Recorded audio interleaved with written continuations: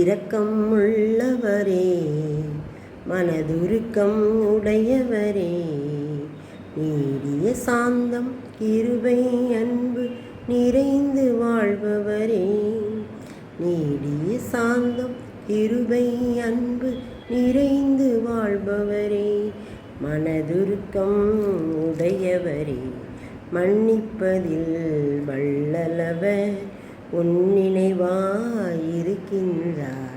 ஓடிவா என் மகனே, உன்னினைவாய் இருக்கின்றார்.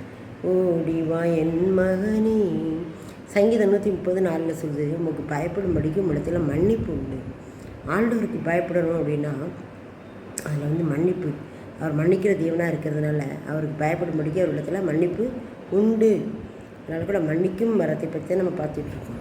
ஆனால் மன்னிப்பின் சிந்தை நம்மிடத்தில் இருக்கணும். அவர் இப்படி உங்களுக்கு மன்னித்தாரோ அதன்படி நாமும் என்ன செய்யணும், மற்றவர்களை மன்னிக்க வேண்டும். அப்போ நமக்கு என்ன உண்டு, மன்னிப்பு கிடைக்கும். நமக்கு பயப்படும்படிக்கும் இடத்துல மன்னிப்பு உண்டு, ஆண்டவரிடத்தில் மன்னிப்பு உண்டு.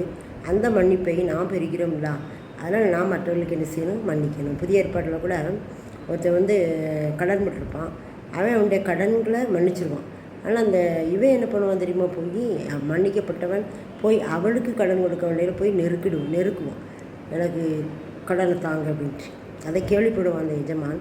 நான் உன்னை மன்னிச்சல, அப்போ நீ அவனுக்கு மன்னிக்க வேண்டாமா அப்படின்னு சொல்லிட்டு அவனை உபாதிக்கிற இடத்துல ஒப்புக்கொடுங்க அப்படின்றவார்.